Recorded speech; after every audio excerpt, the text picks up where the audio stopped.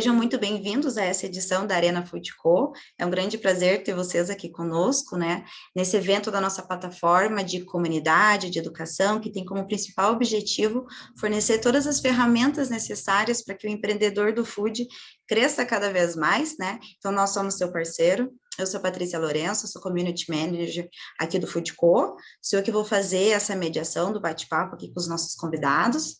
E antes da gente começar, quero então ressaltar esse recado que eu já venho trazendo, né, de que aqui é um ambiente de troca de experiências justamente para todo mundo crescer junto.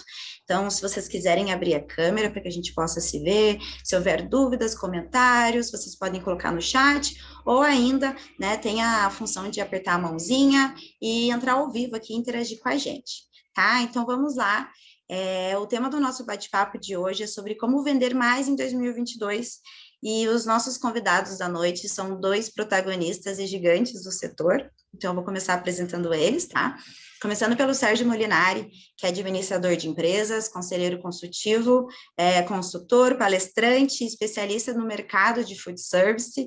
Ele também é o fundador do Food Consulting, empresa de consultoria especializada, professor do curso de gestão estratégica de food service na SPM, na BIA.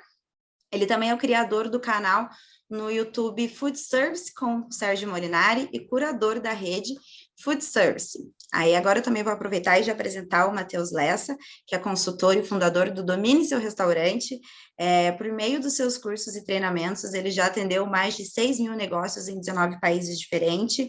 Atualmente o seu canal no YouTube soma mais de 115 mil inscritos e está entre os melhores do mundo, com conteúdo de gestão, liderança, marketing e venda para negócios de alimentação, ultrapassando 5 milhões de visualizações. Então, assim, vocês já podem ver que a gente trouxe dois convidados bem especiais, com bastante bagagem. Gostaria de agradecer, então, a presença de vocês, sejam muito bem-vindos. Aqui a gente vai falar um pouco sobre as tendências e expectativas para o ano que vem. Então, sintam-se à vontade. Muito bem. Matheus Lessa, posso começar falando? Claro, claro, espaço é seu, espaço é seu. E eu acho legal só reforçar o que a Paty estava falando, que não fiquem acanhados de pegar e fazer uma pergunta, discordar, concordar, enfatizar alguma coisa. Eu acho que a troca é muito legal, a gente faz muito disso. Matheus ainda muito mais do que eu, né? Através das plataformas. Ele faltou dizer que tem para lá de 100 mil seguidores também no Insta, né? Só para dar uma dimensão do bicho. Mas eu acho que assim, quando a gente olha para 2022, né, eu acho que a primeira coisa é pensar um pouquinho no pano de fundo, né? O que se prevê para 2022? A gente trabalha bastante no campo de previsão, de projeção de mercado. Então, esse ano, só para a gente entender, 2021 está quase fechando, a gente tem praticamente certo já que a gente tem esse ano uma recuperação de uns 25% de crescimento em relação ao ano passado, depois da catástrofe que foi o ano passado, obviamente, né? Então, não é 25%, ele é bacana, mas ele não é tão bacana porque ele não recompõe o que se perdeu no ano passado. Mas é uma boa recuperação. Tem 3 fatores que são, acima de todos, os fatores que estão puxando, ou 4 fatores, desculpa. O primeiro o ano passado caiu muito, então já era de se esperar que esse ano ia ter uma recuperação de algum tamanho. Segundo e terceiro pontos são pontos que eu chamo aqui de meio que de fundamentos do food service, né, dessa área de alimentação. Então, PIB do Brasil, ano passado caiu 4,1%. Nesse momento, a gente já tem praticamente certo que o ano vai fechar na casa de 4,9% de crescimento de PIB. A gente acompanha o mercado de food service há muito tempo, até só uma curiosidade, semana que vem a gente completa 30 anos no mercado de alimentos, que é mais ou menos a idade do Lessa. Mas em todos os anos, em todos os tempos, sempre que a atividade econômica cresceu e que também teve crescimento de emprego, o food service cresceu. Então, o que acontece nesse ano? O PIB está crescendo 4,9%, 5 vai ser 4,8, já é consolidado praticamente esse número. E o emprego, que terminou o ano passado com 86 milhões de brasileiros ocupados, nesse exato momento, ele já está beirando 91. Não é o melhor de todos os tempos, a gente sabe que não, mas para efeito do nosso mercado, e aí eu estou pensando que vocês que estão aqui participando aqui desse encontro com a gente, direta ou indiretamente, têm interesses nessa área de alimentação fora do lar. Então, o que interessa para o nosso mercado, o que movimenta o nosso mercado é o PIB, ou atividade econômica, e quantidade de brasileiros ocupados. E isso cresceu e recuperou bastante esse ano, ponto. E o ano passado tinha sido fraco. Quarto fator, e aí eu amarro para falar o que vai ser o 2022 na nossa concepção. Quarto fator é imunização, é como o país está em relação à Covid. E se a gente perdeu muito tempo e teve um ritmo ruim no primeiro semestre em relação à imunização da população, nesse momento a gente vai melhor do que uma grande parte do mundo. E aí não tem discurso político, não é político que eu estou falando, é numérico. Nesse exato momento, a gente está muito próximo de chegar em 90% da população adulta vacinada no Brasil. Isso é garantia de que não vai ter um rebote, etc? Não, mas ele é, sem dúvida nenhuma, um número muito que traz otimismo em relação ao que vem pela frente. Só para dar uma ideia, o mercado norte-americano, agora os Estados Unidos, nesse momento, tem 71% da população adulta vacinada. A gente está se aproximando de 90%. Né? Então, isso traz uma perspectiva de um 2022 que entra com o pé direito. O que acontece para 2022? E aí eu passo a bola para a gente ver um pouco do sentimento também do Matheus. Primeiro ponto eu gosto muito de dizer que mercado ele tem uma coisa que eu chamo de efeito bicicleta. Você está andando de bicicleta no plano, pedalando. Tirou o pé do pedal, você não cai naquela mesma hora. Ela tem aquele embalo, ele empurra a bicicleta por mais um tempo. Então, um pedaço de como a gente entra em 2022 não tem nem a ver com 2022, tem a ver com esse ritmo de recuperação que a gente está vivendo hoje. Uma boa parte de vocês seguramente está vivendo hoje. Então, um pedaço é efeito bicicleta. O outro pedaço é um PIB, que nesse momento a gente estima que deva crescer 1%. Não é grande coisa, mas é positivo. E o emprego, que hoje, se a gente for ler as principais expectativas do mercado, fala em 2 a 3 milhões de brasileiros ocupados a mais no ano que vem.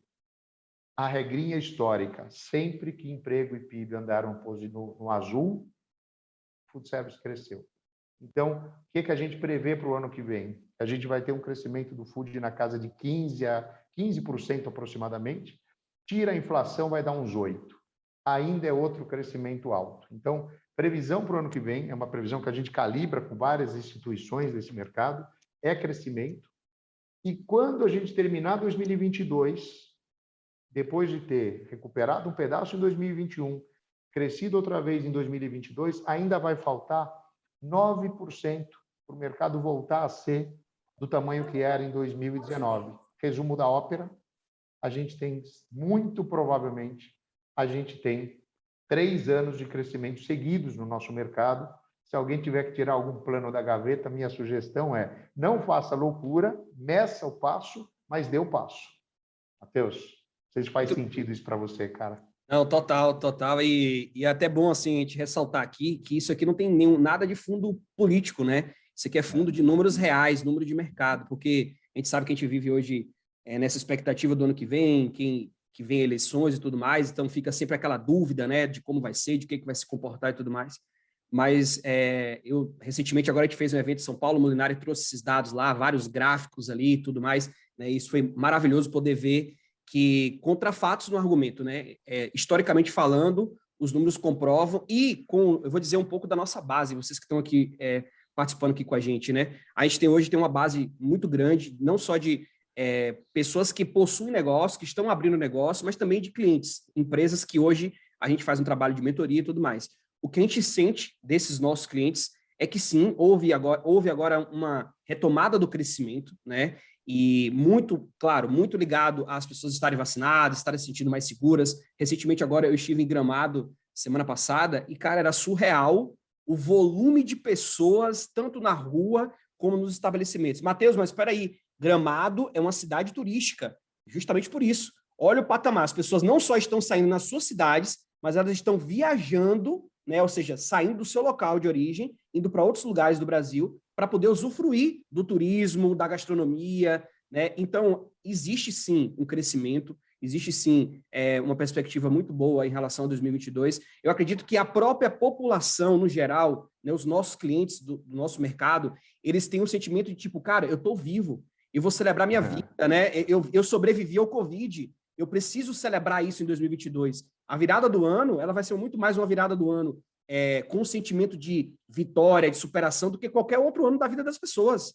Claro que algumas pessoas perderam entes queridos, né, para o Covid e tudo mais, mas quem conseguiu passar por isso, estou falando como pessoa, ela olha para 2022 como um ano da esperança, como um ano da renovação, e mais do que nunca a gente quer o quê? Voltar a estar com os nossos amigos, voltar a estar comemorando de novo com as pessoas que a gente gosta, que a gente teve que se afastar, e a gente volta para aquele cenário. A palavra restaurante vem de restauração.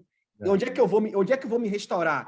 Geralmente, tem os cachorros aqui lá. Geralmente eu vou me restaurar onde? Eu vou no bar, eu vou no restaurante, eu vou em um local no qual eu me sinto mais agradável, estar ao lado de pessoas que eu curto. Então, acho que isso vai acontecer. Acho que quem quiser comentar aqui também, falar se está sentindo isso hoje no seu mercado, você que tem um restaurante, algum negócio, quiser comentar sobre isso, eu acho que é legal para a gente ter essa fluidez aqui, mas o meu olhar, os números que a gente tem, a conversa que a gente vem tendo, as mentorias que a gente faz, isso para a gente é uma realidade também. Até aproveitando aqui, a nossa primeira pergunta, ela vai bem de encontro com isso que vocês comentaram, sobre a aceleração da vacinação, sobre as pessoas estarem voltando, né, a circular, indo em bares, restaurantes, mas a gente queria entender como o dono de operação de gastronomia deve se preparar para essa retomada, que é esperada para o ano que vem, ao mesmo tempo que quais são os pontos de alerta que ele deve ficar atento para um bom planejamento. Só fazendo algum comentário que até tem um pouco a ver com a preparação, que não é só para um ano novo, né? A gente tem também o lidar com o ano, com o que aconteceu nos últimos 2 anos, né, Pati? Eu acho que se eu sou o empresário que tem um restaurante, eu não estou abrindo esse estabelecimento agora, eu já tenho. Ele tem que olhar, ele seguramente está colocando um pé na expectativa de recuperação, ou, na verdade, nessa recuperação que já começou, mas ele também está tendo que carregar situações que aconteceram no negócio dele, ou que afetaram o negócio dele na pessoa jurídica e muitas vezes até na pessoa física, no ano passado e nesse ano. Então, acho que uma das coisas a gente tem que olhar para frente, porque o para frente mostra um cenário de recuperação, mas a gente tem que lidar com o que também a gente juntou de tranqueiras para ter que carregar na nossa vida. Eu acho que esse é um primeiro ponto que talvez valha a pena só fazer de comentário. Eu furei teu olho, Lessa, você que ia falar e eu que saí falando papagaio aqui de pirata, desculpa. Capaz, pode falar, tá tranquilo, tamo junto aí. Tamo junto. Vou complementar, né? Na verdade, eu acredito nisso, acredito que existe um grande passivo, né? Existe um grande passivo que a gente, na verdade, assim, né? Vamos pensar. A gente estava em 2019, que já era um ano que parecia ser um ano muito promissor, um ano incrível para a gente, nosso mercado de alimentação, e aí fomos surpreendidos com o Covid-19, e realmente surpreendido em todos os sentidos, né? Não só porque a gente teve uma queda no nosso faturamento, a gente teve uma ruptura no nosso faturamento, abrupta, né? E muitos negócios de alimentação que tinham talvez um fluxo de cliente que, por conta do fluxo de cliente, conseguiam se manter abertos, quando viu esse fluxo despencar, não se viram como conseguir manter aquela operação. E aí foram se recorrendo a várias estratégias, desde pedir empréstimos familiares, bancos e tudo mais, e tentar, né, manter alguns pratos girando e deixa ali o colaborador de stand-by. Eu sei que isso foi se estendendo, né, entre 2020 e 2021. E agora, com essa perspectiva de melhora, de saída e tudo mais, vou até trazer um pouco da analogia daquela greve dos caminhoneiros ali, né? Quem lembra da realidade da greve dos caminhoneiros, porque ali foi uma chave de mudança também. Não, a gasolina depois vai voltar, não, depois a gente vai ter um reajuste novo e vai voltar ao preço que era antes. A gente sabe que depois daquela greve, nunca mais voltou a ser o que era antes, e daí em diante continuou. E eu acho que agora, mais do que nunca, a gente precisa entender que sim, a gente precisa trabalhar para fechar essa conta, né? Da conta do passivo que ficou, a gente precisa trabalhar para olhar para os nossos números com um olhar muito mais criterioso do que antes. Eu costumo dizer que se entrasse hoje aqui, a gente deve ter 30, 40, 50 pessoas aqui. Dos 50 que está aqui, talvez antes a gente ia ver, 45 47 pessoas aqui dos 50 dizendo assim, eu não sei formar o meu preço de venda para vender os meus pratos, as minhas receitas, o meu self-service, a minha marmita. E hoje, no cenário que a gente está, se você tivesse nesse grupo dos 47, com certeza você estaria completamente desesperado, porque com a subida, né, com a mudança dos custos, com a inflação do jeito que está, e a gente tendo que rebolar o tempo todo para poder manter isso ajustado, pagando nossa operação, ainda tentando tirar um pouco de lucro para poder talvez pagar um empréstimo, um investimento, um Pronamp que foi feito. Então, mais do que nunca, não dá para a gente poder estar do lado do amadorismo, não dá mais para a gente poder subestimar. Acho que a pandemia veio para dar um sacode muito grande na gente também, em alguns sentidos, principalmente nessa parte do controle de gestão da operação, conhecer os números do negócio, né, saber de onde vem a maior parte do meu faturamento, como eu tiro proveito disso. Acho que esse conjunto aqui, Molinari, se quiser também complementar, mas acho que esse conjunto aqui é algo que balançou com a gente, mudou a nossa visão, e para 2022 para frente, né, vamos colocar final desse ano e já início do ano que vem, cara, isso é uma cartilha que você tem que olhar todo o tempo. Né? E eu acho que isso era uma coisa que ficava um pouquinho meio que esquecida. Nosso fluxo de olhar era muito para movimento da casa e comida gostosa. Esses dois aqui eram o que norteava a gente. E a gente viu que não é só isso, né? Agora, eu queria até pegar, vou voltar até para um dos pontos que colocaram no chat, até é o nosso enorme amigo Oséias, o homem que brilha, mas ele perguntou ele também reforçou a pergunta sobre inflação, né? Eu estava só olhando os números aqui enquanto o Matheus falava. A gente tem uma situação que eu acho que a gente não vai ter como correr, pelo menos no primeiro semestre do ano que vem, que é o quê? Se a gente pegar hoje qual é a inflação acumulada em alimentos, vamos lá, inflação acumulada no Brasil nos últimos 12 meses, 10,7%. Inflação acumulada em alimentos, 11,7%. Inflação acumulada em alimentos no domicílio, 13%. Inflação acumulada no consumo fora do lar, 7,8%. Tem gente que vai falar o seguinte, opa, temos uma boa notícia, porque a inflação não está chegando no food. O único problema é que a inflação de custo já chegou. Então, o que acontece é que muito, muito provavelmente, esse descasamento que a gente tem nesse momento, né, que é um descasamento aí de a inflação de custo já está comendo a nossa margem, mas ainda não chegou no preço ao consumidor, isso vai chegar muito provavelmente, em alguma medida, no primeiro semestre. Quanto menos a gente, como gestor desse negócio, quanto menos a gente tiver que repassar de preço, a gente vai ficar mais competitivo. Mas não vejo muito como isso não ser um problema que a gente vai ter que lidar no primeiro semestre. Acho que esse é um ponto real. E aí, a gente tem alguns efeitos, né? A gente já está lendo, esse negócio do tráfego voltar, né? O movimento está voltando, mas não está voltando com uma margem dos sonhos, isso é um ponto. E o outro ponto é a hora que o preço começar a chegar mais no consumidor, especialmente estabelecimentos que atendem um público mais próximo de classe C, ele tende a sofrer mais. Porque o peso da alimentação na população de classe C, ela impacta mais no orçamento da família. Então, talvez a gente tenha que olhar, cada um olhar o seguinte, quem é o meu perfil de cliente, para conseguir dizer o seguinte, opa, essa inflação que talvez vai acabar passando um pouco mais para o preço, vai me afetar mais, eu tenho que rebolar mais para me resolver. E aí com uma série de coisas, né? Rever algumas coisas em relação a buscar produtos com rendimento melhor, ser ainda mais crítico, pegando um pouco do que você falou, né, Matheus? Ainda mais chato em relação à perda, desperdício, ficha técnica teórica, que eu fico maluco quando a gente vê. Eu não sou muito de estar muito próximo do restaurante, mas você vê, às vezes, você fala, cara, se você tivesse colocando no prato o que está na tua ficha técnica, teu CMV seria 10% menor, né? Então, a gente vai ter que lidar com isso. A gente vai ter muito provavelmente, pelo menos no primeiro semestre, a gente ainda tem problema importante de abastecimento no Brasil, de preço e abastecimento.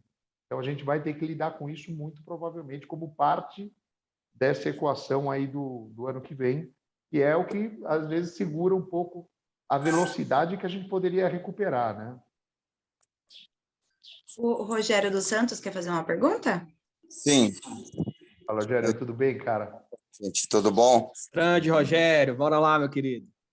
Deixa eu falar para vocês. Eu trabalho com um produto novo na minha região, um produto que não é conhecido. Eu não tenho capital, reserva. Seria o momento de eu investir, de repente, tentar um empréstimo para divulgação. Eu tenho uma estrutura pequena. Hoje é mais assim, digamos que eu tenho condições com essa estrutura de 20 peças por dia de venda. E eu não estou nisso ainda. Eu estou trabalhando com pizza frita, que é uma coisa mais conhecida no estado de São Paulo. E a aceitação do produto tá sendo muito boa, embora a dificuldade para a primeira venda é muito grande. De cada 10, vamos dizer que eu consigo 3 vendas. Dessas 3, 2 voltam a pedir. Então, isso mostra que a aceitação do produto é bacana. Seria o momento de eu enfiar a cara, de eu perder o medo e fazer um investimento para alavancar em questão de propaganda? E qual seria o melhor caminho? Posso falar primeiro aqui, Molinari? Rogério, antes eu queria te fazer uma pergunta. Você já tem know-how? Você já trabalhava com isso antes? Você está começando agora? Só para entender. Certo. Eu conheci esse produto lá, eu sou de lá, mas moro aqui há mais de 20 anos. Eu tentei uma vez, porém eu acho que não era a hora, né?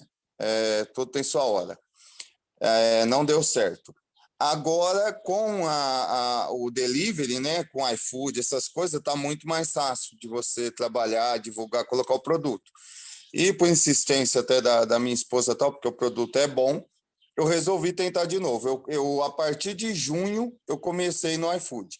Hoje eu tenho uma venda de 20 por semana. Eu comecei vendendo umas 5 por semana, hoje já estou nas 20.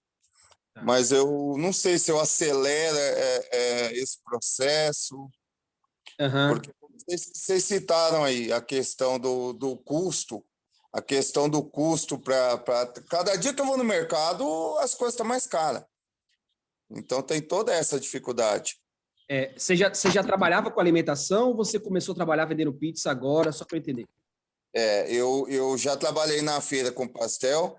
Imagina uma pessoa que nunca fez curso e nasceu sabendo fazer.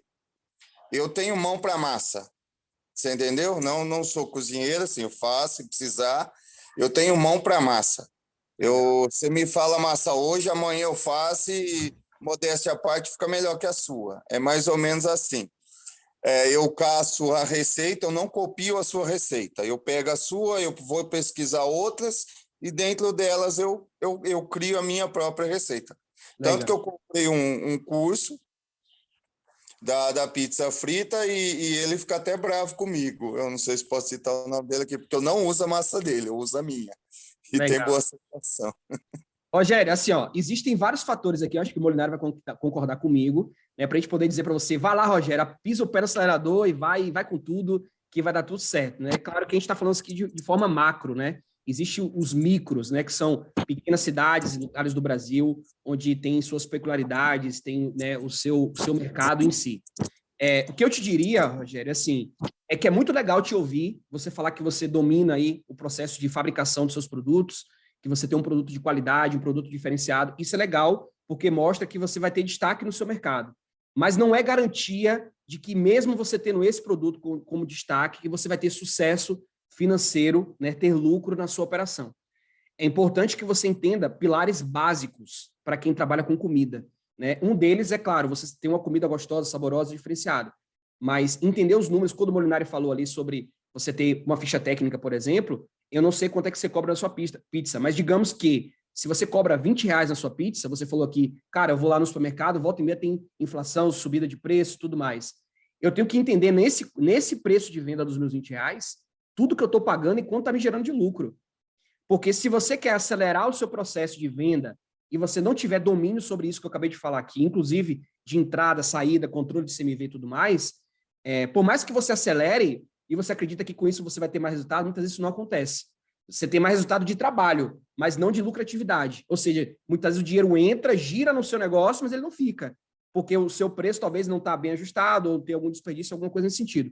Então, o que eu te diria primeiro é, se isso aqui, né, esse controle que eu falei, essa gestão está bem organizada, e você já tem esse domínio, você conhece esses números, sabe como fazer isso, tem fluxo de caixa redondo, né, tem ficha técnica, preço de venda correto, tem um controle de produção, mantém o CMV e tudo mais, e você está vendo que está tendo crescimento, as pessoas estão pedindo, eu faria, sim, alguns pequenos testes, e não somente de buscar, talvez, colocar mais grana, talvez procurar influenciadores da sua cidade, que ainda não conhece a sua pizza, mas tem uma base, digamos, de pessoas que acompanham para conhecer o seu produto, e aí, com isso, você talvez galgar mais pessoas comprando, buscar talvez participar de mini eventos, feiras na sua cidade, algumas coisas que podem acontecer na cidade, que você pode colocar o seu produto lá, talvez para poder expor esse produto de alguma maneira. Então, não somente buscar investimento, digamos, financeiro, para fazer a coisa crescer.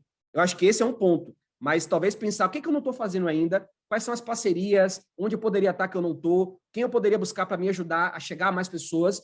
Antes de falar, cara, eu vou pegar uma grana ali emprestada e vou injetar. Eu gosto muito de ver o seguinte, eu gosto de ver o negócio tendo tração. O que é tendo tração? Começou a pegar, começou a ter um fluxo, e eu senti que agora eu preciso de um input aqui, que só o capital que eu tenho eu não consigo. Aí talvez aí seja o momento de você ver um negócio redondo, tem perspectiva de crescimento, o pessoal está pedindo, e aí vale assim, às vezes, você olhar para esse outro, com esse outro olhar. Eu falaria isso para você, né, ir com essa cautela, com esse olhar, que eu te garanto que a chance de você errar vai ser muito menor. Até se eu posso complementar, eu diria o seguinte, é claro, a gente tem que responder, às vezes, uma pergunta dessa com pouca informação, né? Mas, por exemplo, se você não tem uma estrutura de gasto fixo muito alta, a tua pressão de ter que crescer rápido é um pouco menor, né? Porque imagina que você já está pagando um aluguel, você já tem funcionário, você tem alguma coisa que você arrendou, você está colocando um monte de gasto fixo nas suas costas, o desespero de ter de acelerar a venda muito rápido é um desespero maior. Eu acho que aí é uma coisa que você, né, Rogério, e eu estou falando para você, mas vale para qualquer um. Eu acho que também é cada um enxergar um pouco como que na hora de conceber, de começar o negócio, como que você já coloca uma faca no pescoço, né? O que mata muita gente no nosso setor é que o cara começa sem capital de giro e assumindo um custo fixo de largada que obriga o cara a vender muito. Isso daí é uma coisa que tem que tomar cuidado, né? Então, às vezes, tem até outras lições de casa para fazer, que é pegar e falar o seguinte, olha, show gasto fixo, né? Show gasto fixo.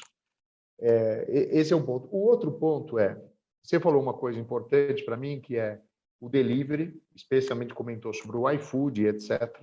A gente vai comentar daqui a pouquinho, mas o delivery não vai voltar, ele não vai desabar, né? Ele parou de crescer na velocidade alucinante que ele estava, mas ele não vai desabar, né? Então, ele é um canal importante de vendas, ele representa talvez hoje 15% de toda a venda do nosso mercado. Não é aquele 80% que foi no ano passado no meio do caos, mas é um 15% que não é pouco. Agora, ele é um mercado que ele acontece muito por força do digital, né? Então, o que eu acho que, o que eu até pegaria um pouco como um dos ganchos da fala do Matheus é que nesses testes, né, do que fazer, não é só testar qual é o produto, até porque, teoricamente, o produto é o que você tem menos dificuldade, é testar o que é que você faz em relação à divulgação que vira mais, o que você faz que não vira, né? Na tua etapa empresarial, que não é... Você tem departamento de marketing, agência não sei das quantas e etc., um pouco é tentativa e erro, e uma coisa que eu enfatizo muito. A maior parte do que a gente precisa fazer, alguém já está fazendo. A gente inventa muito pouca coisa, que a gente acha que inventa, mas na verdade não inventa. A gente ou copia ou se inspira nos dos outros. Então, eu gosto muito de passar uma parte dos meus dias olhando para o que as outras empresas estão fazendo. No Brasil, fora do Brasil, meus concorrentes, né? Porque, às vezes, é o seguinte, um negócio que alguém está fazendo, olha lá o que alguém está fazendo que está dando uma repercussão legal nas redes sociais, por exemplo. Experimenta fazer uma adaptação que tem a ver com o teu formato. Eu acho que, nesse estágio, eu acho que tudo que você puder colocar nas suas costas hoje de pressão não é legal, né? Começar a colocar se endividar num estágio que você ainda é muito pequeno para se endividar, pensando numa... Você está falando de quantidades, com todo respeito, quantidades que não justificam ainda você fazer um investimento parrudo em comunicação. Com certeza. Né? Para ser super transparente, para não te induzir a erro, né? Você não está falando de quantidades que você deveria fazer, colocar dinheiro, pegar dinheiro de alguém, etc., para fazer um negócio que vai te colocar uma pressão que daqui a pouco você está enfiando os pés pelas mãos porque você se endividou, né? Se endividou para fazer um negócio que não precisava ter se endividado, ou não deveria, né?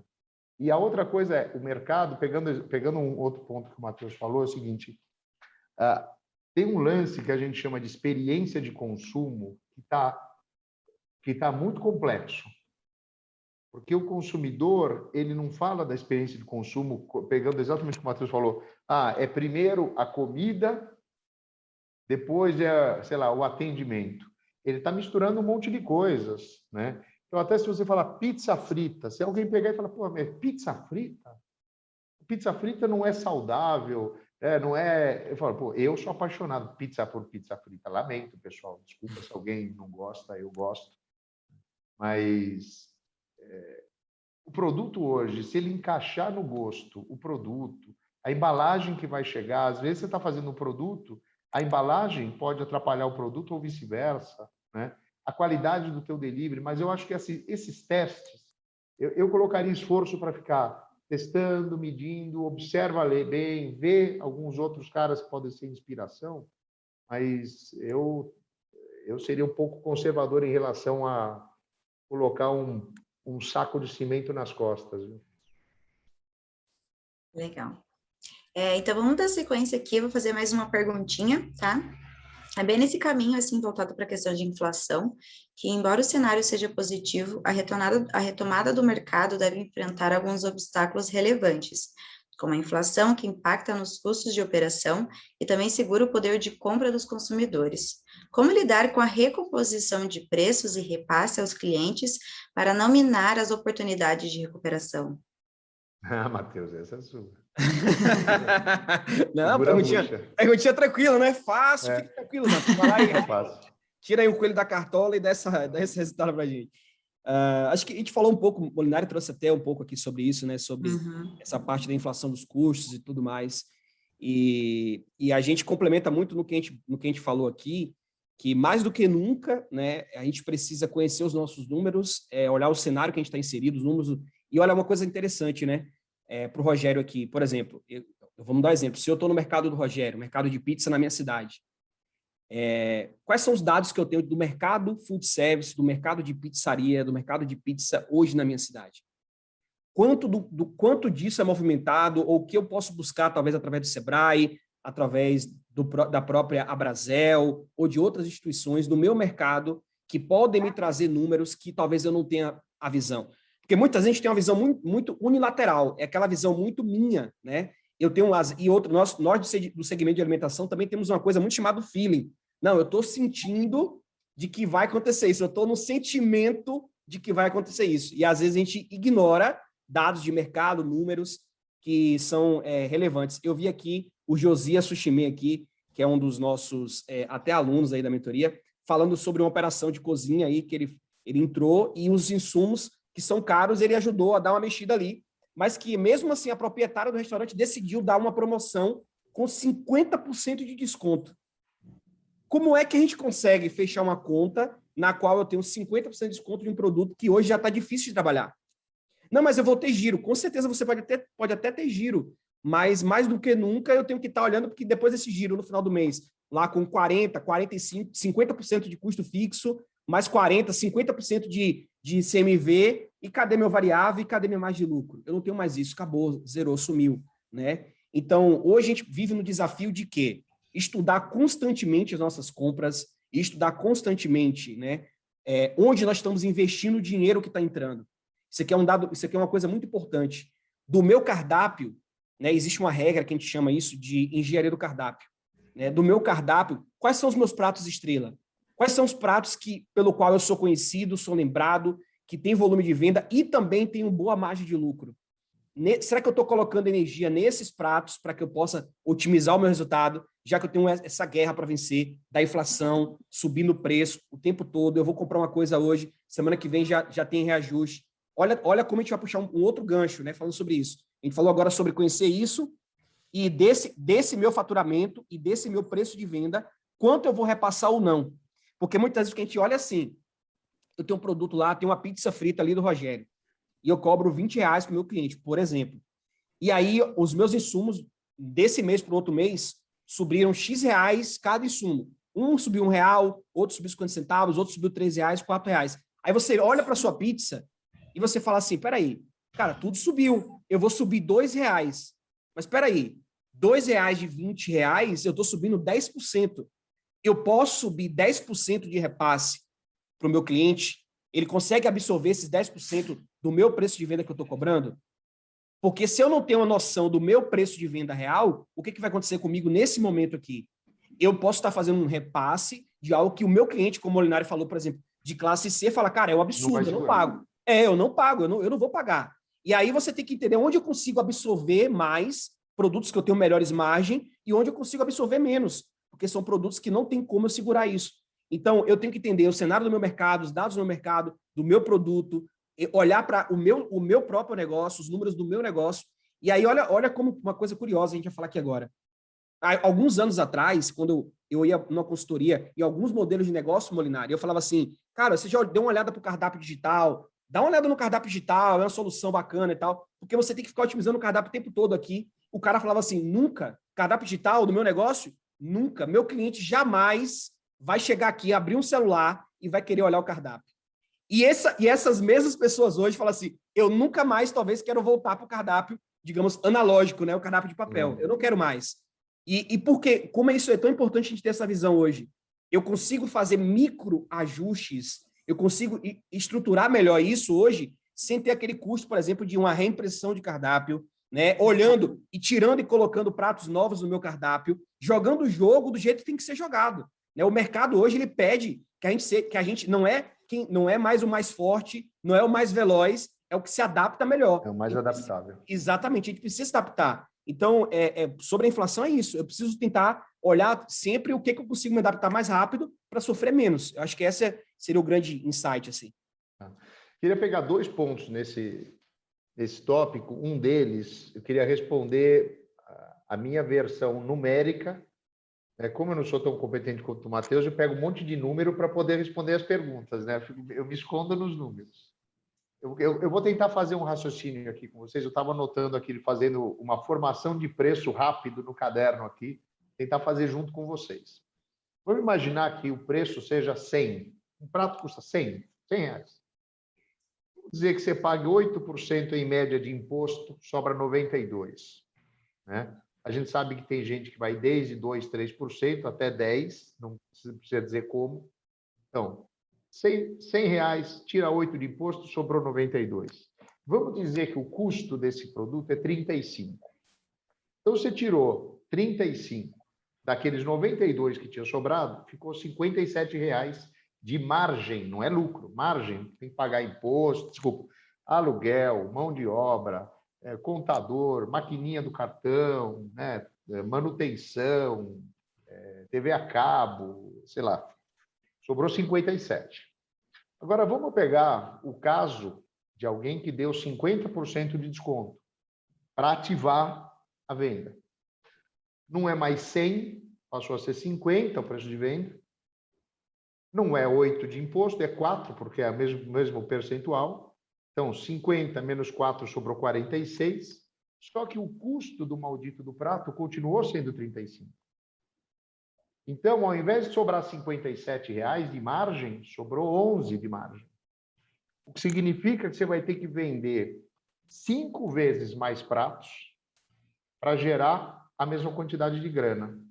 E provavelmente, para vender 5 vezes mais pratos, você vai precisar de mais gente,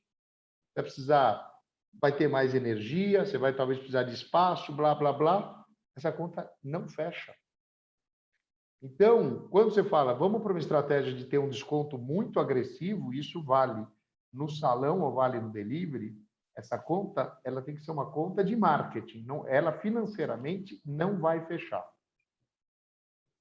E para fazer essa conta de marketing, você tem que ter certeza que esse cara que hoje está te comprando o produto por 50, ele, quando você voltar a vender a 100, ele vai comprar. Então, só para encerrar, Yuri, a gente já ouve você, é só para... Então, eu acho que assim, tem que ser como estratégia de marketing e promoção, tem que ser bem pensadinha, para não virar um negócio que depois não deixou a grana, né? Não ficou a grana, o consumidor não vai voltar quando o teu preço for normal e aí você ficou meio encanado. Depois eu volto com o resto da pergunta. O Yuri, o Gabriel, eu sei que você está levantando a mão, o Yuri já tinha levantado a mão antes. O Yuri, Beleza. você quer falar, por favor, cara? Claro, claro. E aí, galera, beleza? Obrigado pelos ensinamentos aí, mentoria de primeira. Bom, minha pergunta é assim, vocês estão falando desse cenário de margem, de custos elevados, margens apertadas, assim, dificilmente tu consegue repassar para o cliente final tudo que aumentou de custo, né, esse ano, ano passado também. Mas daí vem o cenário de delivery ainda, né? Tem operações 100% delivery em algumas marcas nossas, e uma das coisas que a gente tenta já, não é de hoje, é de sempre, é tentar sair dos marketplaces ou depender menos dos marketplaces, que é o máximo que a gente conseguir, né? Não depender desse pessoal. Porque essa mesmo cenário que vocês colocaram, quando você coloca daí o custo de alguns marketplaces, além de ter contas muito difíceis de fechar, você também tem muita necessidade de promoção, você tem necessidade de muito cupom, frete grátis, e daí a conta, além de ser difícil naturalmente, ela fica quase impossível de fazer, e muitas vezes até a conciliação, né, repasse versus o que foi faturado, uma empresa pequena não tem tanta condição de conseguir ficar em cima. Enfim, a minha pergunta é assim, o que vocês têm visto, o que vocês indicam para os restaurantes hoje conseguirem vender mais o delivery sem depender dos marketplaces, né? Iniciativas, estratégias, formas, enfim, o que vocês têm visto? Eu queria um pouquinho de insights, porque é uma dor que eu passo diariamente aqui. Enfim, tenho várias ideias, várias tentativas, mas hoje digo ainda que 80% mais do meu faturamento vem de marketplaces. Bacana. Molinari, quer que eu comece respondendo? Pode ser? Pode ser. Fica mais fácil para mim completar do que sair. Pergunta fácil também. Sua mãozinha, fica tranquilo, cara. A gente está vendo aqui sua mãozinha levantada. Tá? Muito bom. Yuri, na verdade, assim, o grande jogo aqui é a gente pensar que o marketplace ele é um canal de venda para o meu negócio, né? Ele é um canal de venda no qual eu escolhi poder ter acesso, meus clientes terem acesso ao meu produto, né? E muitas vezes eles também são agressivos porque eles trazem todo esse movimento, esse marketing, né, por trás ali da divulgação e acaba trazendo a consciência para as pessoas quando querem pedir um determinado produto. Eu quero uma pizza, eu não entro no aplicativo do Yuri para olhar, eu entro lá no XPTO e vou procurar uma pizza. O que a gente indica para os nossos clientes, né? E é uma coisa que a gente vê na pandemia, isso ficou escancarado. É você estudar sobre tráfego pago. Você precisa buscar ter uma vitrine bacana, ou seja, quando as pessoas vão conhecer a sua comida, né? Elas vão conhecer através de uma vitrine virtual. O marketplace nada mais é do que uma vitrine virtual. Se eu tenho uma vitrine virtual aqui que está bacana, marketplace, legal, eu vou estar aqui posicionado. E eu tenho um contrapartida a isso, eu tenho redes sociais, eu tenho um Instagram, eu tenho o Facebook, que também é muito bom. Ela é uma vitrine bacana, é bonita, é organizada, tem fotos apetitosas, bons vídeos, ou seja, ela transmite credibilidade. O que eu faço por trás disso agora? Eu crio anúncios, né? Eu crio campanhas para poder impactar públicos que poderiam comprar o meu produto e ainda não compraram. E faço isso com estratégia. Então, pessoas que não me conhecem ainda, não conhecem o meu negócio, a gente chama isso de público frio. Pessoas que não foram ainda impactadas com o meu negócio. Qual é o meu primeiro objetivo? Não é aparecer para essa pessoa, chegando para ela e falar assim, ó, compre o meu produto agora. Tá aqui, peça pelo número tal do WhatsApp, ou peça pelo meu site, ou peça pelo meu aplicativo. Não. Para essa pessoa, eu tenho que gerar valor. E o que é gerar valor? Chamar atenção, mostrar que meu produto se conecta com o que ela está buscando. E aí o objetivo dessa primeira campanha é chegar no maior número de pessoas possíveis que tem o perfil de compra do meu cliente para conhecer o meu produto. Elas vão curtir, comentar, marcar outras pessoas, elas vão se envolver com essa publicação. Geralmente a gente coloca vídeos, né? Vídeos de qualidade, mostrando o produto sendo feito, coloca fotos apetitosas. Beleza, eu gerei agora aqui, Yuri, um novo público, que a gente chama de público morno. Pessoas que se envolveram com o meu Instagram nos últimos 7 dias, 14, 30, 60, 90. E agora eu crio uma estratégia com uma oferta. E o que é essa oferta? Algo que vai fazer o cara comprar de mim. Talvez ele não comprou de mim ainda, ele vai comprar de mim. E quando ele comprar de mim, eu vou trazer ele para onde? Para a minha base de dados, para a minha base de contatos. Pode ser, por exemplo, o WhatsApp.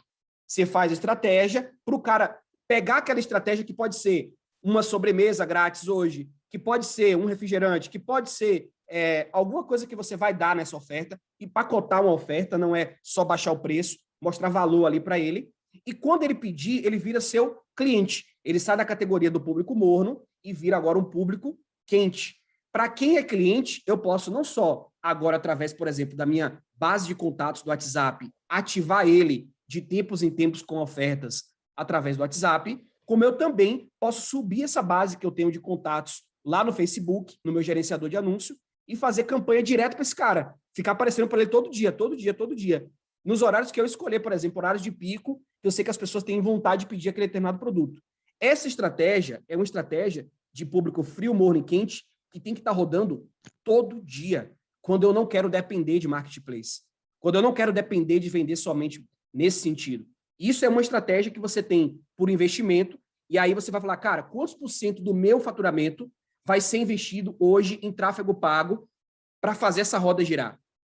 Esse é um dado que você vai ter que ver, de 2 a 8, 7, 10% do meu faturamento, já que eu trabalho com delivery. Por quê? Meu público não vai passar na frente da minha loja e vai olhar para o meu estabelecimento e falar, vou entrar e vou comprar. Não, ele vai te encontrar na internet, ele vai te encontrar no virtual. Ou você também pode buscar, por exemplo, como eu falei aqui, digitais influencers, pessoas que são influentes na sua cidade, que você pode criar parcerias. Matheus, como eu crio uma parceria com um digital influencer que dá para eu medir resultado no meu negócio? Porque é muito bacana eu ficar mandando comida lá para a pessoa e a pessoa vai lá, abre lá dizendo que fez um recebido, mas eu não estou vendo gerar resultado no meu negócio. Quem é que tem essa dúvida? Levanta a mão aí, se tem alguém que tem essa dúvida que está ativa aí. Aí, o próprio Yuri levantou. Cria cupom. Cria um cupom com o nome, cria um código. Esse digital influencer, ele vai dizer esse código.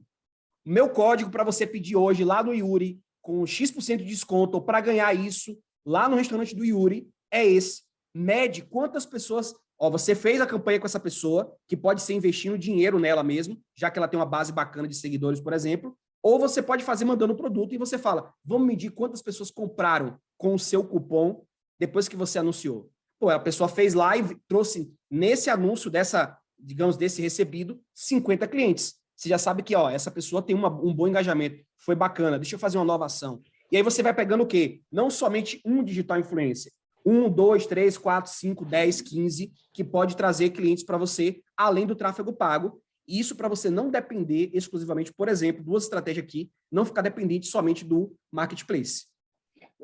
Só uma pergunta, só para clarificar um ponto ali. Você não recomenda fazer tráfego pago para conversão direta para público frio? Você acha que isso não funciona na nossa indústria?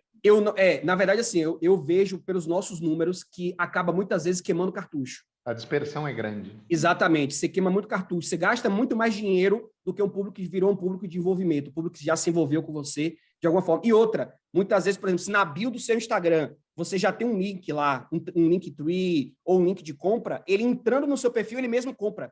Não era a intenção, mas ele comprou. Às vezes, no destaque do seu Instagram, ele clica ali, vai para o seu cardápio, ele também pode, às vezes, clicar no link e entrar em comprar. Então, eu acho que você pode criar outras maneiras e não chegar para ele de primeira e já aparecer vendendo. Agora, para público morno e quente, cara, campanha de venda diretão ali, criando vários tipos de combo, ações, vai testando o que vai dando bom, entendeu?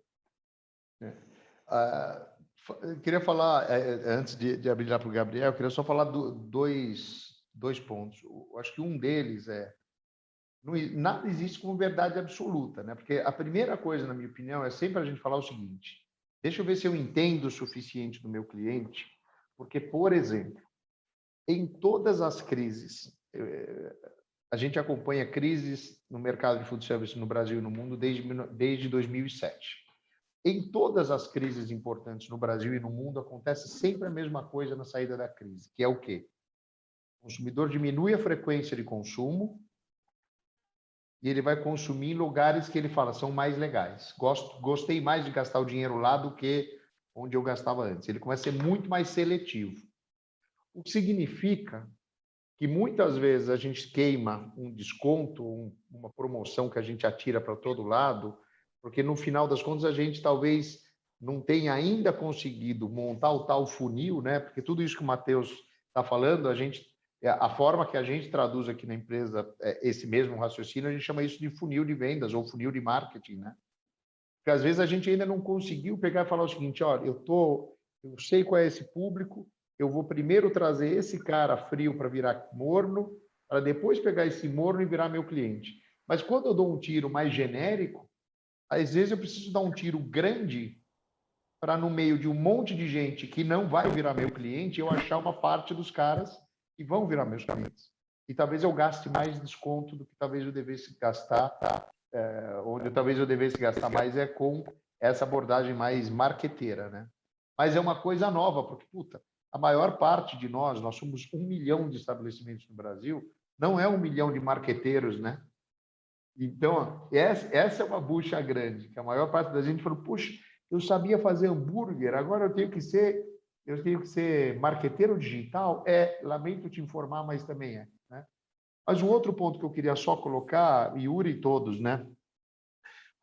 Eu vejo uma situação que com muita frequência o empresário não faz, que é carregar, na hora de formar, né, de pensar um DRE, de formar o preço ou analisar o resultado, a gente carrega no delivery custos que não são do delivery.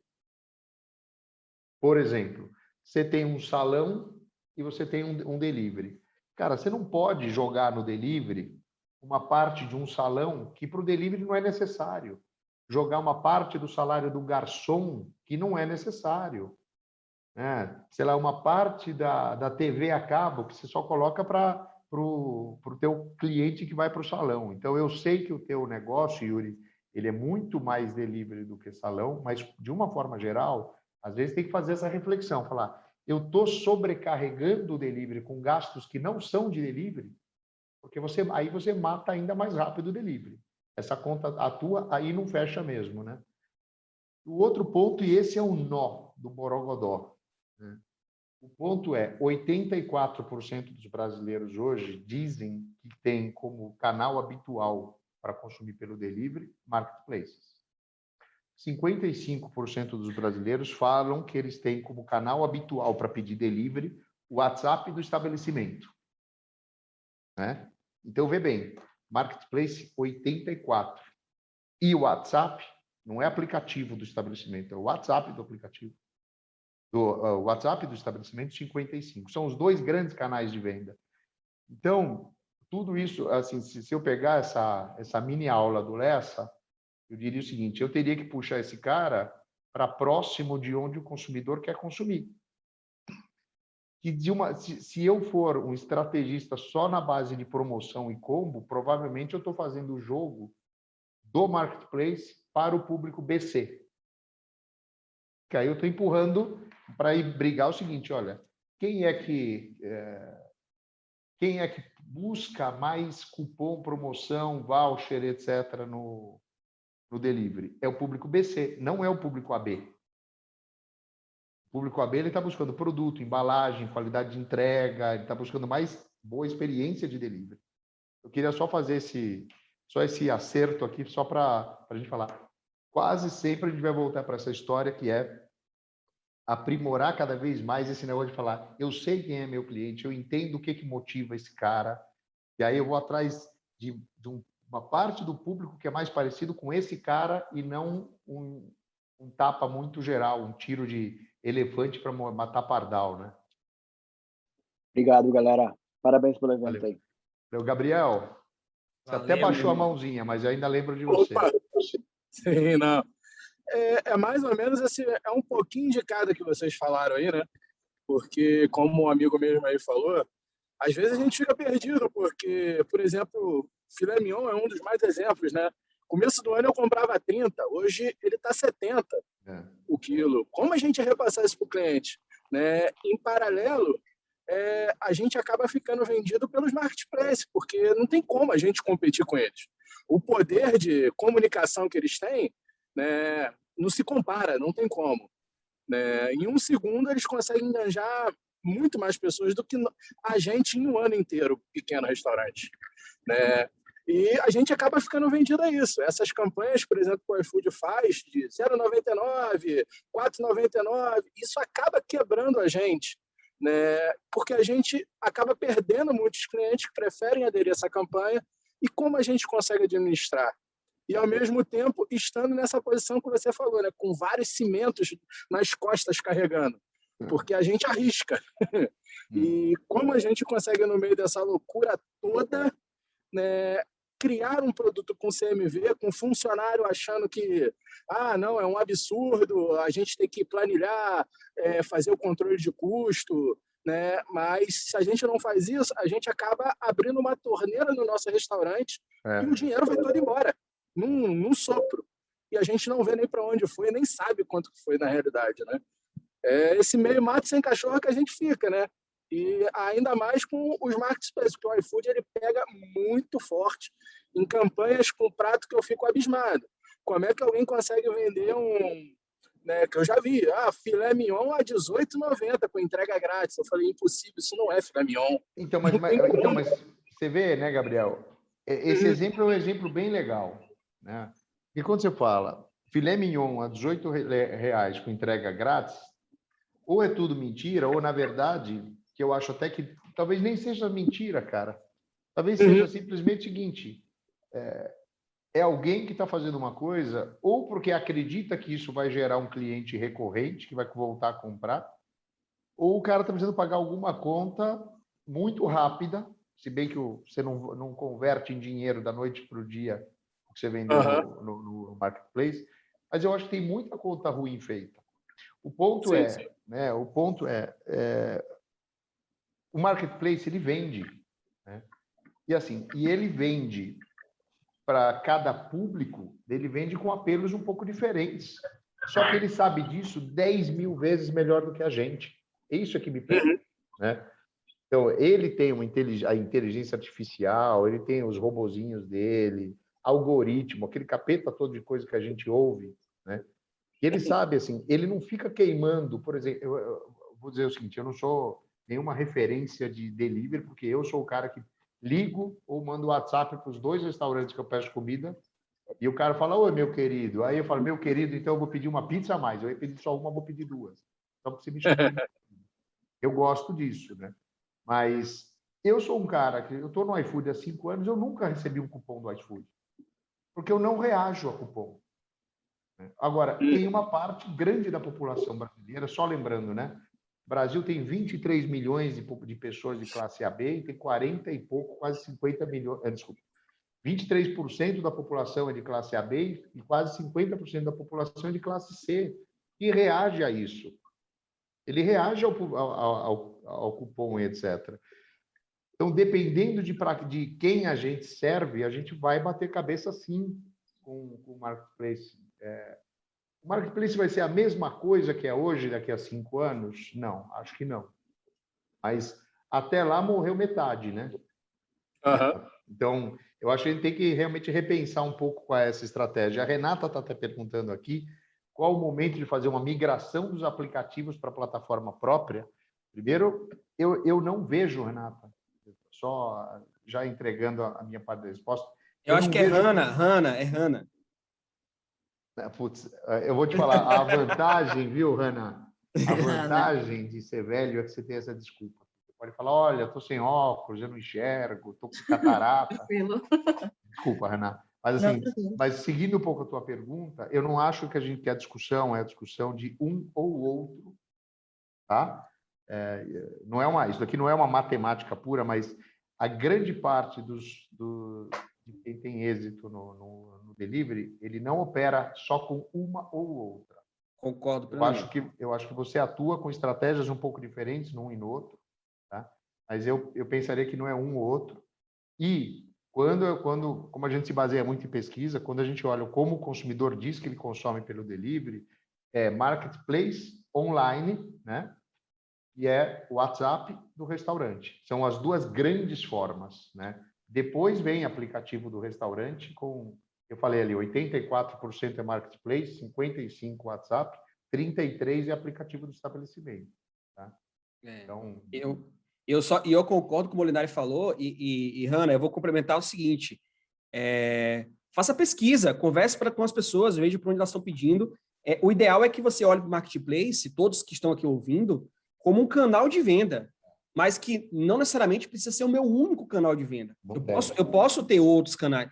Em coisas simples, quando você mandar uma sacola com a sua embalagem para casa do cliente, dá opção para ele poder fazer o Pix, ou fazer a compra, ou fazer o pedido na próxima oportunidade, através do seu WhatsApp. Coloca lá um QR Code, coloca o número de telefone, cria algum tipo de vantagem, se você deseja, por exemplo, vender para o seu canal de venda próprio. Mas o mais interessante é que você esteja presente onde o seu cliente está. Esse é o grande ponto, foi o que o Molinari falou aqui. Você precisa estar presente onde o seu cliente está. Ele está se eu abrir agora no Marketplace, eu consigo comprar de você? Consegue. Com o preço que você definiu, que é o que você consegue vender. E se eu quiser comprar no WhatsApp, eu consigo? Consegue, com outro preço. Porque lá eu não pago isso de taxa, e eu tenho outro tipo de cardápio para quando você pede no meu, por exemplo, no meu WhatsApp. A estratégia você define, mas o mais interessante é que você esteja acessível, e não que você limite o seu cliente a fazer o pedido do jeito que você quer, e não do jeito que ele quer. Eu acho que esse é o grande ponto. O importante é ser visto. Isso aí, é isso aí. Tá, dando sequência, a gente tem aqui mais uma perguntinha, a gente já falou de delivery, de inflação, agora a gente vai entrar na parte de desemprego, emprego. Então, um desafio constante dos empreendedores do setor é a mão de obra. Mesmo com o desemprego ainda em altos índices, há dificuldade em contratar. Como lidar com essa escassez na retomada? Investir em treinamento, alinhamento com a cultura da empresa e atendimento são gargalos a serem enfrentados em 2022? Como conseguir formar uma boa equipe? Para o ímpar, para o ímpar. Você, vai. Tá. Olha, a gente vê assim, a gente tem duas escassez, eu não sei se existe o plural de escassez, que seria escassezes, eu vou falar, tem duas escassez, dois tipos de escassez. A gente tem escassez de mão de obra qualificada, tem escassez de mão de obra querendo trabalhar. Eu vejo no Brasil inteiro uma dificuldade gigantesca. A gente vê, é uma coisa muito maluca, porque a gente vê um monte de gente falando, olha, tem um desemprego enorme no país, e quando você vai contratar não tem gente. Ou não tem gente que tem um mínimo de qualificação, ou não tem gente que queira trabalhar, e o nosso ramo não ajuda nesse sentido. O nosso ramo ele não é light. É um ramo que se trabalha para valer, né? Então, a gente estava discutindo isso semana passada, num fórum lá no Centro-Oeste, e não é à toa que o nosso ramo é o maior, junto com o varejo, né, de alimentos, com o supermercado, mas o nosso tem muito mais gente. A gente é o ramo que mais emprega primeiro emprego. Por quê? Porque uma parte enorme do emprego acaba sendo o cara que está entrando, que não tem qualificação nenhuma, preparo nenhum, e você vai contratar muito mais a cara dele, né, se ele é gente boa, sangue bom, do que propriamente se ele tem uma qualificação. Eu acho que uma parte do nosso jogo, né, minha interpretação uma parte do nosso jogo é conseguir atrair pessoas que a gente vai ter que começar a treinar e que elas, com algum tempo, vão nos deixar. A gente participou de um encontro sobre como gerir pessoas numa feira que a gente vai todos os anos nos Estados Unidos, e os caras falaram o seguinte, olha, a gente tem duas estratégias. Uma, o que a gente faz para segurar os talentos e os supervisores ou gerentes que a gente tem? Porque esses, quando eu perco, ele dá uma desmontada na operação.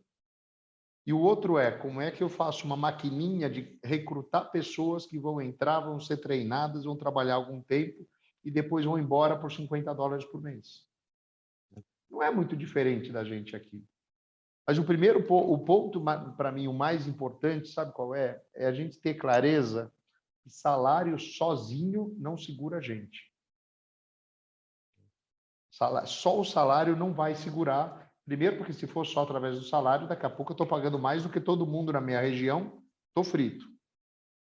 Eu acho que a questão de do cara se identificar com a gente, a questão do cara ver como é que ele é tratado, o cara ver se ele tem algum benefício, alguma coisa que seja legal por ele trabalhar ali, que não seja só a grana, ele se identificar um pouco, se sentir minimamente respeitado. Tem um conjunto aí de uma dúzia de questões que são muito mais de atitude, de postura e de valores até do empregador, que eu acho que eles são fundamentais, porque uma grande parte da população não está afim de fazer o que a gente precisa que ele faça no restaurante, e a outra parte não está qualificada. O desemprego não se aplica para o nosso negócio. Eu duvido que tenha metade de vocês que estão aqui na audiência que estão contratando, se precisar hoje de 3 funcionários, amanhã não tem. Duvido, né? Não sei o que o Matheus, que é muito mais próximo dos restaurantes no dia a dia, o que ele pensa disso. Pode discordar, viu, meu amigo?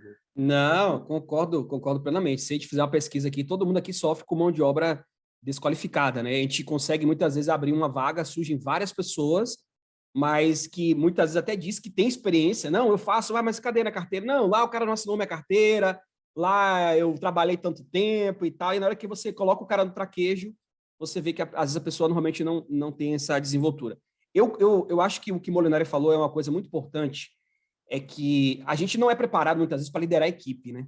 A gente se descobre líder quando a gente tem um negócio e tem pessoas que a gente vai ter que comandar ali. E ali é na hora que o bicho pega, é na hora que a gente realmente precisa transmitir essa cultura, nossos valores, né? Criar procedimentos. Eu acho que uma coisa que falta muito no nosso mercado, e eu queria que vocês refletissem sobre isso, não é só sobre as pessoas que eu vou colocar na minha empresa, mas sobre a eficiência dos meus processos.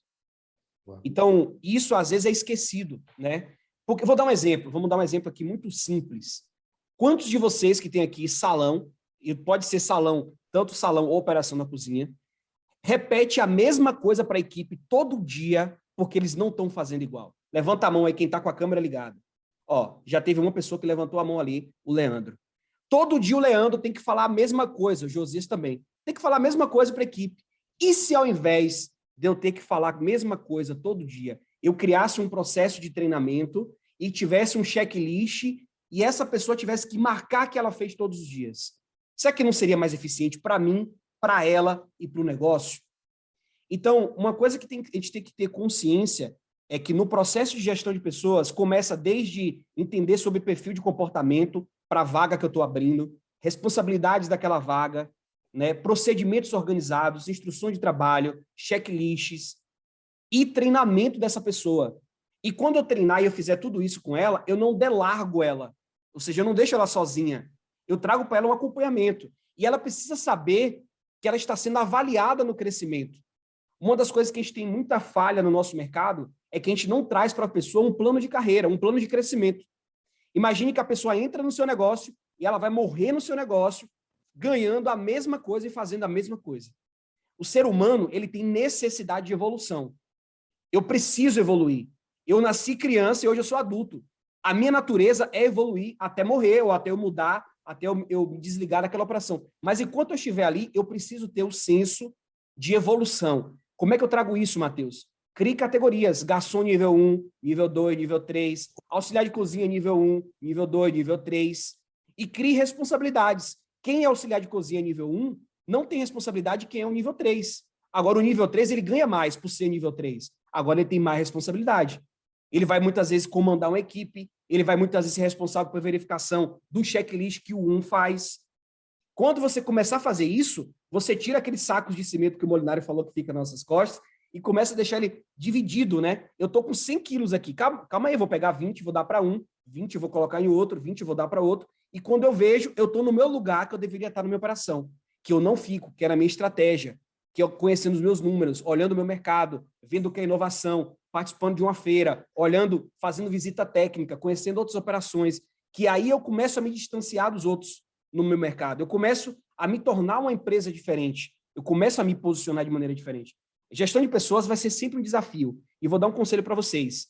Quando você fizer o primeiro curso, você vai falar, eu nunca mais quero parar de estudar sobre isso. Porque você vai entender o quanto você precisa de pessoas na sua operação para você fazer aquilo dar certo. o quanto você precisa de pessoas para te ajudar. E é difícil, não é fácil. É constantemente desafios, mudanças, né? Agora a gente está no novo mercado, né? As pessoas mudaram mais uma vez, o nosso cliente mudou, nossa equipe mudou, a gente mudou, e isso vai ser constantemente. Então, se eu pudesse dar uma dica, é que você também busque olhar para isso com um novo olhar. Às vezes a gente coloca muita culpa no nosso colaborador.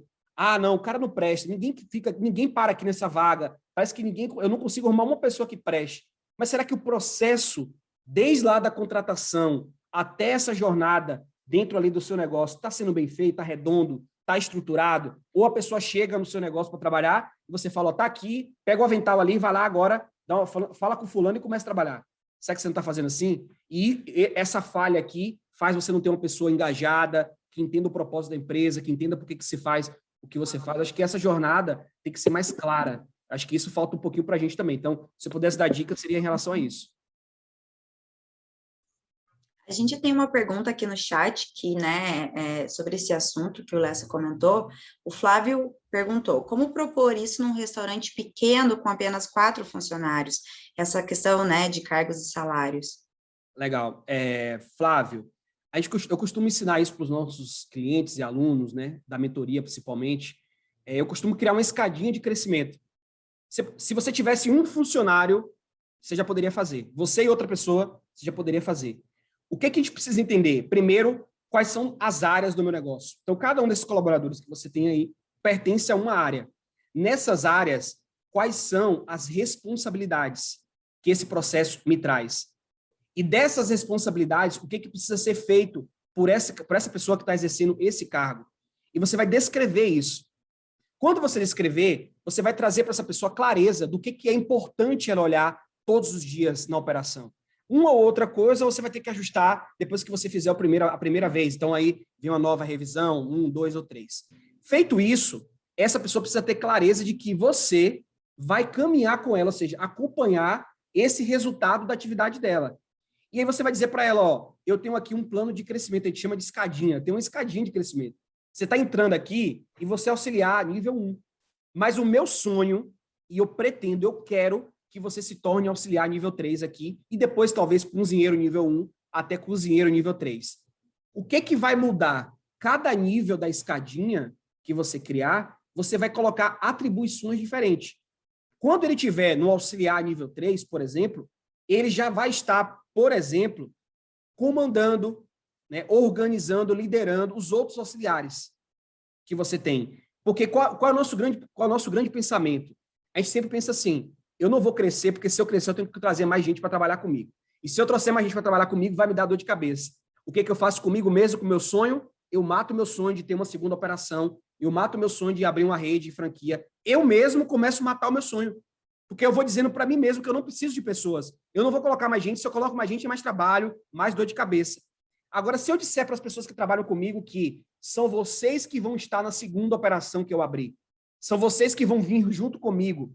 Quem é que tem, eu acho que o Molinari pode falar isso aqui. O Robson Shiba, né, ele foi muito sábio quando ele começou o Shine Box. Ele começou a tentar vender Shine Box para os amigos. Ele percebeu que os amigos não tinham comprometimento com a parada, não entregava resultado. Quando foi que o jogo mudou, ele começou a expandir a rede. Quando ele falou para o gerente, ó, você está pronto, você cresceu aqui dentro na escadinha de crescimento, você é gerente, eu estou pensando em abrir uma unidade lá na Moca. Eu quero colocar você de meu sócio lá. Vamos? O cara dizia, vamos. Ele quitava, demitia o cara, pegava a rescisão do cara, já entrava como parte do investimento na sociedade, abria uma operação e virava sócio do cara. Esse cara tinha comprometimento porque trabalhou com ele durante anos, virou gerente, mostrou que tinha resultado, virou sócio dele e deixou de ser funcionário. E foram vários que foram sendo feitos assim. Se você vê o filme do McDonald's, que é o Fome de Poder, a mesma coisa. Mais de metade dos caras são sócios do Outback nas lojas. Exatamente. Vieram da cozinha ao salão. Exatamente. É um modelo que funciona. Então, quando você diz para o cara que ele faz parte de algo maior, que o seu sonho é ter outra unidade, seu sonho é expandir essa marca, né? Ele começa a ver um propósito diferente de estar ali todos os dias. Ele fala, cara, eu vou evoluir, e se ele for abrir outra operação, eu quero estar junto. Eu quero poder contribuir, eu quero poder fazer acontecer. Então, essa seria a jornada, e não impede de você fazer isso com 4, com 40 ou com 400, vai ser a mesma coisa. quando eu falei do negócio de salário sozinho não basta, ele tem que enxergar alguma coisa a mais, um benefício a mais, se tem perspectiva naquilo, se aquilo o faz sentir melhor, porque salário por salário não é suficiente, né? Então, isso vale outra vez. Vale para uma estrutura pequena, vale para uma estrutura grande, né? O ponto é que na estrutura pequena é pior ainda porque você não tem substituto. Quando o cara sai, você fica ainda mais de perna quebrada, né? Ou seja, teoricamente, essa pergunta do Flávio ela é ainda mais grave, talvez, de responder, quando você tem um grupo. Quando você tem 30 pessoas, você não vai ter 10 que vão te deixar da noite para o dia e vão embora. A menos que você mereceu, né? Tem um motim. Mas quando você tem 4, uma que te deixe na mão é 25% da tua equipe, né? E aí botar uma outra pessoa para substituir essa, às vezes você pode levar meses para essa pessoa estar minimamente madura, né? Então, eu acho que eu concordo, eu acho que não é uma questão de tamanho, é que a gente não nasceu para um monte de coisas. A gente não foi preparado, né? Na maior parte de nós todos, a gente não foi preparado. A gente fez uma faculdade que tinha um curso de gestão de pessoas, um curso de gestão financeira, um curso de marketing digital, um curso de como vender por delivery online do iFood. Ninguém fez essa faculdade ainda não descobriu onde ela está para formar empresários, né? Então, a gente vai descobrindo quais são as competências que são mais graves para o negócio da gente ter chance, né? Então, Antes de liberar ali o Josias para falar que está com a mão levantada, a gente tem uma pergunta aqui no chat tá. que acabou passando. Volta ali um pouco sobre o assunto do delivery, mas imagino que seja até interesse de todos. Ele perguntou, é hora de abrir operação para consumo no local ou focar apenas no delivery? Então, eu acho que... Desculpa atropelar direto e dizer o seguinte. Quando você fala em abrir, a primeira coisa que eu fico me perguntando é se você está falando em abrir um negócio do zero, né, que você ainda não tem, ou se você está falando em reabrir um negócio que você já tinha, né? Então, eu acho que a primeira coisa que a gente tem que fazer é pensar assim: 85% do consumo, ou 15% do consumo do Brasil de alimentação fora do lar é delivery. Aí depois você tem algumas outras coisas, o cara que vai retirar, que é o take-out, tem um pouquinho que é drive-thru, tem um pouquinho que é encomenda, sei lá. O grosso é consumo presencial. Bom. Então todo mundo deveria ter salão para atender cliente presencialmente e um pouco de delivery. Não é verdade, né? Eu acho que a primeira coisa é qual é a tua especialidade? Porque, por exemplo, tem especialidade que hoje vira quase que pau a pau delivery e salão. Você pode viver só do delivery, né? Agora, você também tem especialidade que vira muito mais no salão do que no delivery. Então, eu acho que a tua opção do que fazer, ela começa a te contar um pouco se você deveria ser só delivery ou não. O salão, ele implica em outras coisas que o delivery não tem e vice-versa. Então, um tem salão, o outro não tem. Um tem atendente, tem que ter garçom, o outro não tem. Um tem que ter embalagem, o outro não tem. Eu acho que tem algumas questões que é o que eu quero fazer nesse negócio. As pesquisas que a gente fez, a gente está fazendo pesquisa o tempo inteiro, assim, sexta-feira agora vai ter sai uma pesquisa nova do estado de São Paulo sobre onde o consumidor consome e tal. Uma coisa legal de dizer é o seguinte: você tem, por exemplo, você tem 2 tipos de pratos que são que tem muita pegada no delivery: pizza e hambúrguer, né? Novidade eu não estou contando, não sabe. Mas tem mais, pelo menos outras 10 especialidades de culinária que viram também no delivery. Não viram tanto quanto pizza e hambúrguer. Nenhuma dessas especialidades existem só no delivery ou só no salão. Todas elas existem no delivery e no salão. Então, eu acho que aí é muito mais uma decisão do que você queira fazer e como você quer atuar.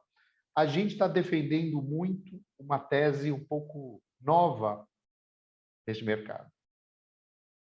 E aí vamos tomar cuidado, porque a gente está falando aqui, é um papinho de 1 hora e pouco, né? Então, não vai todo mundo se enfiar feito maluco em algumas coisas, mas vamos lá.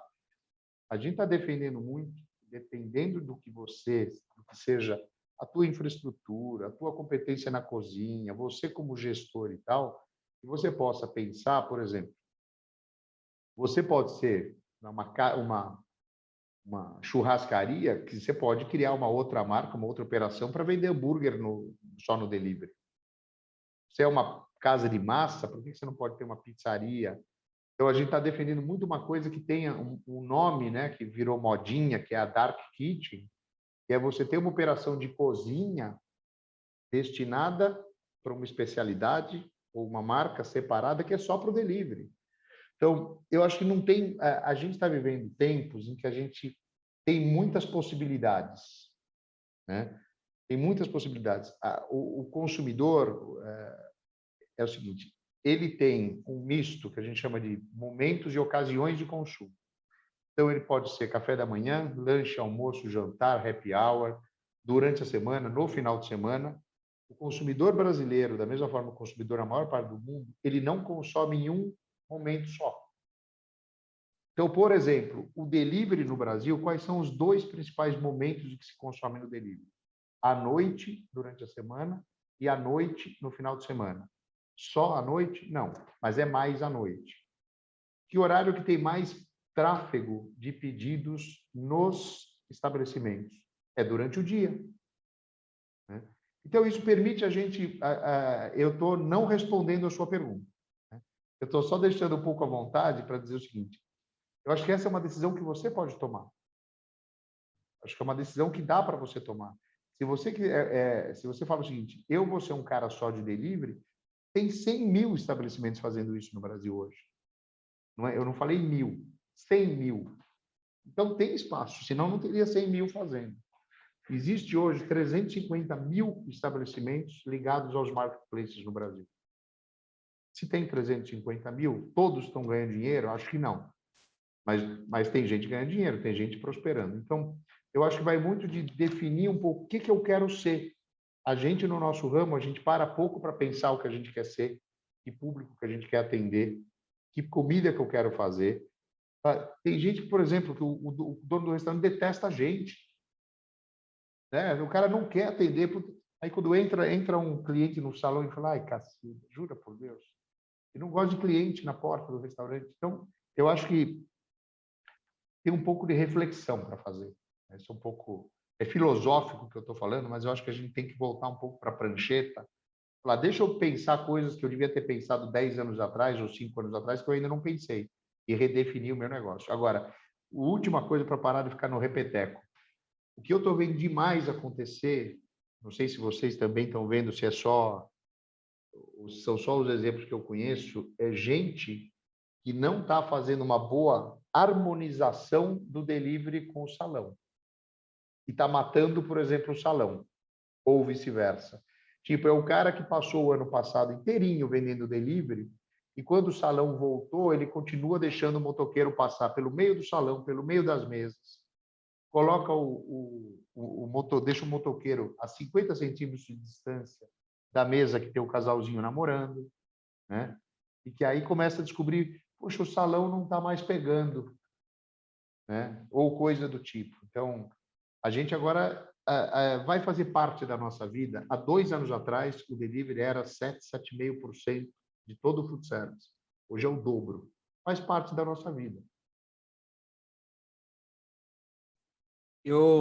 Na verdade, assim, ó, eu fico ouvindo o Molinari falar e ele fala que é filosófico, né? Cara, na verdade, não é filosófico. Se você que está aqui hoje, tendo a oportunidade de ouvir dados, números, né? E ele trouxe aqui alguns números sobre Dark Kitchen, sobre operação em delivery, eu tenho que começar a entender que eu tenho um negócio. Algumas pessoas falam, às vezes, de delivery como se eu tivesse um delivery e não tivesse uma empresa. Não, eu tenho só um delivery. Não, Molinari, o que você faz? Não, eu tenho só um delivery. Não, mas você compra, você vende, você tem que pagar imposto, você tem que pagar taxa de débito, de crédito, você tem funcionário. Não, eu tenho tudo isso. Ah, então você tem uma empresa. E eu tenho uma empresa, às vezes a gente não se dá conta disso, né? Uma operação de delivery é um canal de venda que eu escolhi vender através do modelo no qual o meu cliente não está aqui no salão consumindo, mas toda a estrutura por trás é tudo igual, não muda nada. E eu vi aqui que tem algumas pessoas que já estão com a mão levantada e tem perguntas aqui ainda. Eu quero já aproveitar aqui que já está chegando no finalmente aqui, que você pode mandar direct lá no domínio do seu restaurante, que o nosso perfil no Instagram, né? Você pode mandar mensagem, que eu sei que talvez pode ser que a gente não consiga responder todo mundo aqui, porque foi um bate-papo tão legal, foi fluindo aqui, né? A gente falando tanta coisa legal, mas assim, o mais importante que você que está aqui hoje participando dessa arena é que você precisa se cobrar, entender que o seu negócio é reflexo de quem é você. Não tem como separar as duas coisas. Ah, eu quero ter um negócio extremamente organizado, lucrativo, que me gere resultado. O quanto eu estou investindo em mim para estar à frente dessa operação para que isso se torne realidade. A gente tem um exemplo de um cara aqui que é Sérgio Molinari, tem 30 anos de empresa. Eu respeito demais esse cara. Eu entrei no mercado de consultoria e até hoje eu me considero um eterno aprendiz. E Molinari, com certeza, apesar de ter 30 anos, porque todos os grandes eventos, palestras, treinamentos, que eu volto e meia eu estou no mercado, a gente se encontra. E aí, quando a gente fala do nosso mercado de alimentação, parece que isso é um bicho de 7 cabeças. Eu não preciso estudar, eu não preciso me qualificar, eu não preciso buscar conhecimento, eu não preciso me aprimorar, porque o meu mercado, o meu negócio, ele me cobra isso cada vez mais. Isso, acho que esse é uma grande mensagem. Vocês que estão aqui hoje, faz parte desse projeto maravilhoso aí do Food Co. Cara, é para sempre. É se aplicar, estudar para sempre. Não dá para ser, não, vou parar, eu vou ficar 3, 4, 5 meses sem dar uma atualizada. Meu irmão, acabou, o mercado já mudou inteiro. Então, que fique um pouco de consciência em relação a isso, porque isso é para sempre. Se você quer jogar um jogo de subir níveis, né, de crescimento, você precisa subir o seu nível de crescimento também na sua mentalidade, nos seus processos, no seu conhecimento, que isso vai refletir diretamente na sua empresa, sem nenhuma dúvida. Pessoal, a gente já está chegando a 1h30, já até passou um pouquinho, né, de arena, de troca de experiências. A gente vai liberar só uma última pergunta ali do Josias, que já está há um bom tempo com a mão levantada. Aí, na sequência, a gente vai encerrar, tá? Josias, pode ficar à vontade e fazer sua última pergunta. Boa noite, pessoal, tudo bem? Olha só, eu comecei com 17 anos na cozinha, igual vocês falaram ali, que a gente começa como um aprendiz para ter a primeira experiência, e hoje eu comecei em Florianópolis, e o meu forte é frutos do mar e peixes, né? Mas dentro do restaurante, eu domino praticamente de tudo, menos massa e sobremesa, que eu sou péssimo. Péssimo não. Você não briga com o Rogério. Exato. E o que acontece? Eu venho como funcionário, eu parei durante a pandemia, né? Já adquiri bastante experiência e sempre aprendendo com o Lessa aí, agora conhecendo o Sérgio, o pessoal do Food Co. Eu gostaria de um feedback. Eu quero trabalhar como personal chef ou personal sushi man, que tem muito evento, muita gente que procura, e muita gente já em Curitiba, um público, eu tenho um público-alvo, um público bom, que procura isso. Eu queria saber como começar essa parte de fazer um trabalho mais personalizado, mais particular, e também sobre começar um negócio próprio do zero. Tipo, eu já abri minha plataforma aqui, estou mexendo aos poucos, mas estou estudando muito para não buscar percalços e me lascar lá na frente. Começo ou você começa? Eu perdi, você começa. Eu vou começar aqui, depois você complementa aí. Grande Josias, estamos juntos demais, irmão. Prazer estar vendo você aqui, trocando essa ideia aqui. Eu acho que para quem trabalha com personal chef, tem o brand, né? O marketing, ele tem que ser muito bem estruturado, né?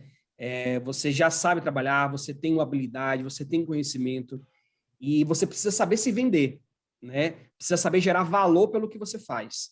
E essa percepção do valor, ela vem muito do marketing, né? Do quanto eu estou colocando hoje, por exemplo, o meu perfil no Instagram de maneira diferenciada, o quanto eu coloco, né, o que eu faço, os eventos que eu participo, os treinamentos que eu tenho. Eu preciso me vender, né? Como personal chef, eu preciso me vender. E aí é importante que, à medida que você for construindo a sua cartela de clientes, né, que você trabalhe também com um processo de indicação, de premiação. Volta e meia que você foi em um cliente e aquele cliente te indicou para outro, presenteia o cara, manda para o cara lá uma barca de sushi, né, manda um combinado para ele para agradecer. Cria relacionamento. Venda é relacionamento e experiência. Isso é venda. Toda vez que alguém fala, o que é vender? Cara, relacionamento e experiência. Então, primeiro, geralmente, eu me relaciono. Pessoas não me conhecem, começam a me conhecer, e todo aquele papo do funil que a gente falou. Então, como personal chef, eu preciso, né, preciso estar presente, me colocar à disposição, participar de eventos, buscar saber o que está rolando na cidade. Eu preciso ser uma pessoa antenada no meu mercado e colocar o marketing ao meu favor, porque ele vai me projetar, ele vai me colocar à frente. E aí, toda aquela estratégia que eu falei aqui, de estar lá presente, né? Eu vou deixar parte do negócio para a Molinari, se ele quiser aqui complementar essa parte de chefe também, para a gente não falar as mesmas coisas, né? E se eu quero me colocar à disposição no mercado, eu preciso buscar conexões. Aqui em Curitiba, por exemplo, vou dar um exemplo.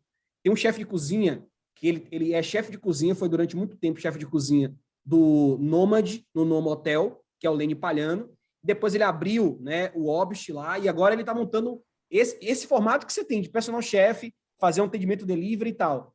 Cara, mas ele jogou um marketing pesado em cima dele, tem um marketing muito forte por trás, né? Tem toda a apresentação, brand ali e tudo mais. Então, eu acredito que isso posiciona você começar a mostrar que você tem diferencial nessa sua área, nessa sua culinária, né, a japonesa. E, com certeza, por exemplo, eu sou um cliente seu fácil, né? Bastou entrar aqui no meu perfil, por exemplo, eu curto comida japonesa. Entrou no meu perfil um trabalho bem feito, né? No meu Instagram aqui, eu bato o olho e olho e falo, cara, que legal, um negócio bacana. E você fala que você, por exemplo, faz isso na casa da pessoa. Quantos hoje, Molinari deve concordar comigo? Quantas pessoas de classe A, classe AB, não querem ter um evento desse em casa, onde ele pode comprar o próprio vinho, convidar os amigos dele, mas jamais ele vai abrir lá o salmão, ele vai tirar a pele do salmão, ele vai... Cara, ele não quer isso é o trabalho. Ele quer usufruir da experiência. E você pode proporcionar isso para ele hoje. Por isso que as casas hoje, né, possuem áreas gourmets, apartamentos e tudo mais. Os condomínios possuem hoje áreas gourmets. Porque as pessoas querem cada vez menos, digamos, ter que sair, né? Estou dizendo isso, determinado tipo de público. Então, você pode abraçar isso através do marketing. Eu investiria muito nesse processo aí de saber me vender mais. Eu faria, só para completar, Josias, eu faria um paralelo que é o seguinte. Quando você fala do atendimento no salão ou no delivery, tem coisas que são importantes para um que não são importantes para o outro. Vou dar um exemplo. Embalagem, certo? Você não tem chance de ter sucesso no delivery com uma embalagem de lixo. Especialmente se você quiser cobrar um ticket um pouco mais alto, a embalagem tem que ser bacana. Ela não pode vazar, tem que segurar legal a temperatura, ela tem que ter uma apresentação bacana e blá, blá, blá. Senão, você não vai pegar um ticket bom por muito tempo no delivery. Você vai apanhar fácil.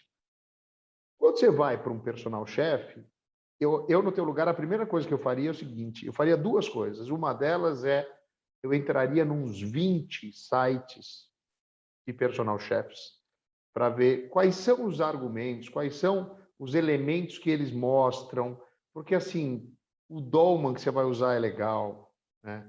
Você vai ter que se elaborar algumas coisas do seu comportamento, o palavrão que você não vai falar, né? Ou a descontração que você vai permitir, aquela taça que o cara fala, não, toma uma taça, você fala, eu não tomo, né?